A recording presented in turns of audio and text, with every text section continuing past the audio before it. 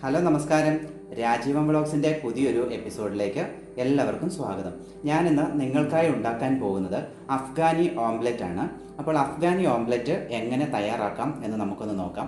അതിനായി ഞാനിവിടെ എടുത്തിരിക്കുന്നത് ഒരു വലിയ ഉരുളൻകിഴങ്ങാണ്. അത് ചെറിയ കഷ്ണങ്ങളായി അരിഞ്ഞെടുത്തിരിക്കുന്നു. മീഡിയം വലിപ്പത്തിലുള്ള 2 പഴുത്ത തക്കാളി അത് ചെറുതായിട്ട് അരിഞ്ഞെടുത്തിരിക്കുന്നു. സവാള ചെറിയ ചതുരത്തിലുള്ള പീസുകളായിട്ട് കട്ട് ചെയ്തെടുത്തിരിക്കുന്നു. പിന്നെ നമുക്കിവിടെ ആവശ്യമായിട്ടുള്ളത് മുട്ടയാണ്.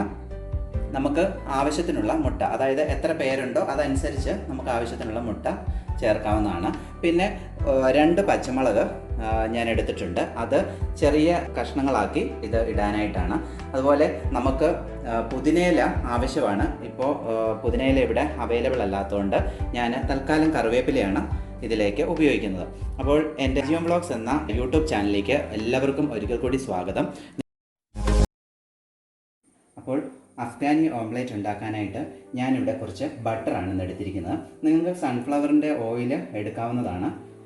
ബട്ടർ ആകുമ്പം കുറച്ചുകൂടെ ടേസ്റ്റിയും കരിഞ്ഞു പിടിക്കാതെ നല്ല ഇതിൽ നമുക്ക് ഈ ഓംലെറ്റ് കിട്ടുകയും ചെയ്യും. അപ്പോൾ നമുക്ക് ഈ ബട്ടർ ഒന്ന് മെൽറ്റ് ആകുന്നത് വരെ വെയിറ്റ് ചെയ്യാം.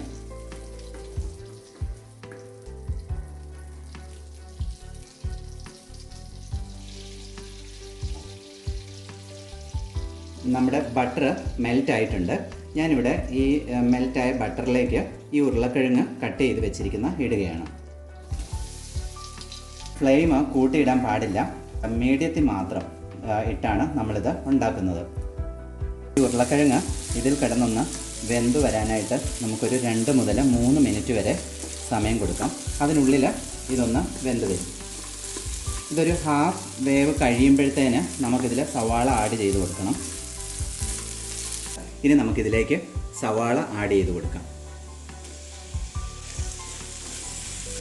ഇത് നമുക്കിനി ഈ സവാള ചേർത്ത് ഇനി ഒരു 2 മിനിറ്റ് കൂടി ഒന്ന് വേവിച്ചെടുക്കണം.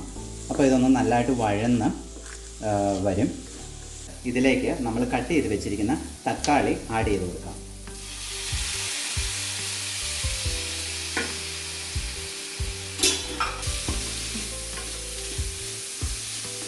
അപ്പം ഇതിനി നമുക്കൊരു 1 മിനിറ്റ് ഒന്ന് വേവിക്കാം. ഇനി നമുക്ക് ഇതിലേക്ക് അല്പം ഉപ്പ് ചേർത്ത് കൊടുക്കാം.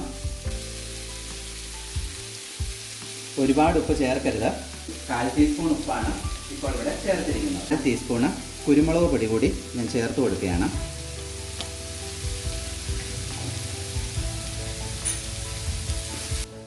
ഇപ്പോൾ നമ്മുടെ ഉരുളക്കിഴങ്ങും സവാളയൊക്കെ ആവശ്യത്തിന് വെന്തിട്ടുണ്ട്. ഇനി നമുക്കിതിലേക്ക് കറിവേപ്പില ചേർത്ത് കൊടുക്കാം.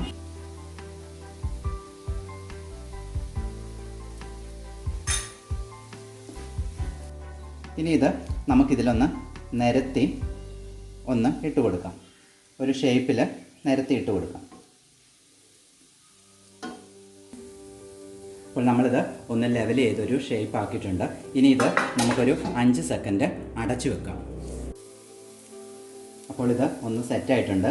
ഇനി ഇതിലേക്ക് നമുക്ക് മുട്ട പൊട്ടിച്ചൊഴിക്കണം.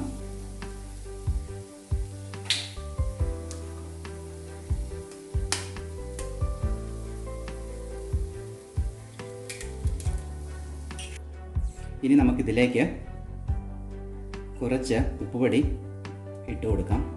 ആ മുട്ടയുടെ മുകളിൽ ആ ഉപ്പിൻ്റെ ഒരു രുചി വരാൻ വേണ്ടിയിട്ടാണ്. അതുപോലെ കുരുമുളക് പൊടിയും നമുക്ക് ഇട്ട് കൊടുക്കാം.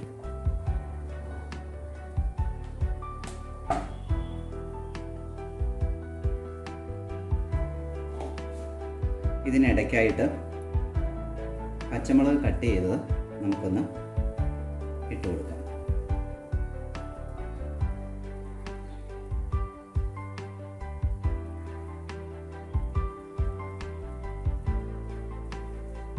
ഇതിനെ നമുക്ക് അടച്ച് വെച്ചിട്ട് ഒരു 1 മിനിറ്റ് മുതൽ 2 മിനിറ്റ് വരെ നമുക്ക് ഈ മുട്ട വേകാനായിട്ട് സമയം കൊടുക്കാം.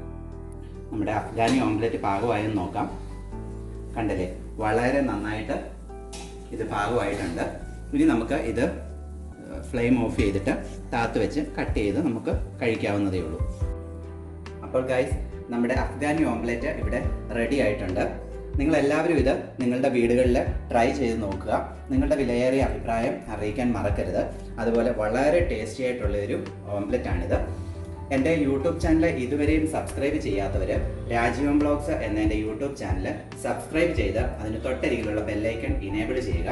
അതുപോലെ ഷെയർ ചെയ്യുക, കമൻറ്റ് ചെയ്യുക, മാക്സിമം ലൈക്ക് ചെയ്ത് സപ്പോർട്ട് ചെയ്യുക. അപ്പോൾ പുതിയൊരു വീഡിയോയുമായി വീണ്ടും കാണുന്നതുവരെ ടേക്ക് കെയർ, ബൈ ബൈ.